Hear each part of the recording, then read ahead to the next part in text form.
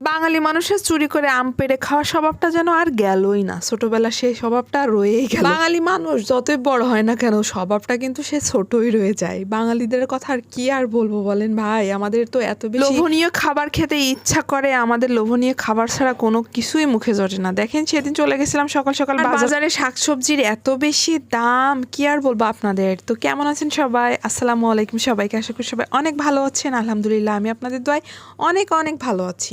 আপা চলে যাওয়ার পরে ইউনুস দাদা আসছে, ভাবছিলাম যে উনি আসার পরে হয়তো বা সবজি জিনিসপত্রের দাম অনেক কমবে। ওরে বাপরে বাপ, কোথায় আর কমা, দাম আরো দ্বিগুণ বাড়তেছে। অনেক লোকেরই ওপিনিয়ন, আমার কোনো ওপিনিয়ন না ভাই। আমার কাছে কথা হচ্ছে যখন জিনিস বেশি হয় তখন দাম কম হয়, যখন জিনিস কম হয় তখন সবকিছুর দাম বেড়ে যায়। আসলে গরমকালে সবকিছুর দামই বেড়ে যায়, যেহেতু বৃষ্টি হয় না, জিনিসপত্র উৎপাদনও কম হয়। তো বাজার থেকে অনেক কিছু বাজার করে নিয়ে আসছিলাম সেদিন।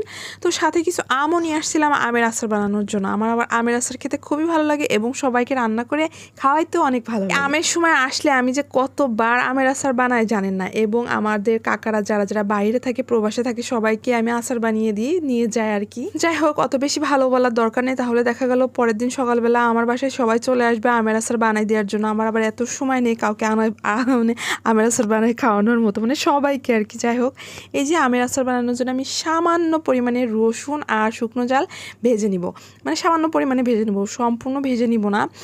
আর মশলা কিন্তু ভেজে নিলে মশলার স্বাদটা অনেক বেশি দ্বিগুণ হয়ে যায়। আর এই গরমের মধ্যে এই আমের আচার বানাইতে এসে আমি তো পুরাই ঘেমে দ্বিগুণ হয়ে যাচ্ছিলাম, মানে অবস্থা অনেক বেশি খারাপ। তারপরে কি আর করা, বাসার সবার খাওয়াইতে হবে, তাদের ভালোর জন্য তো নিজে একটু কষ্ট করতে হবে, তাই না? আর এই যে দেখেন আমার মশলাটা খুবই সুন্দরভাবে হয়ে গেল। আর সাথে আমি কিছু সিক্রেট মশলা দিব, যে মশলাগুলোর নাম আমি এখন বলবো না, কারণ এগুলো হচ্ছে আমার পার্সোনাল মশলা, আমার বানানো পার্সোনাল মশলা আর কি। আর এই মশলাগুলো আমাদের দেশের বাইরে থেকে নিয়ে আসা, এই জন্য আপনাদেরকে বললেও আপনারা পারবেন না।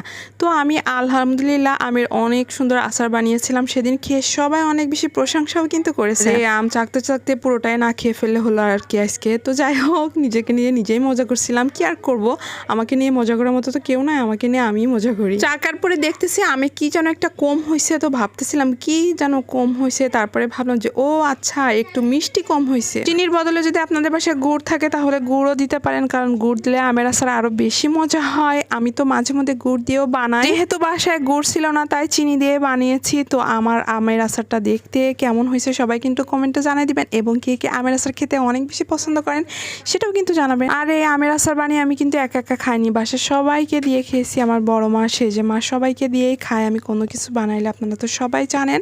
তো তারাও খেয়ে কিন্তু অনেক প্রশংসা করছে। আমার তো আচার বানানোর মাঝখানে আমার সেজে কাকি বসেছিল এক প্রকার বাটি নিয়ে, যে আমাকে দে আগে কেমন হয়েছে আমি খেয়ে দেখি। তো আমার আমের আচার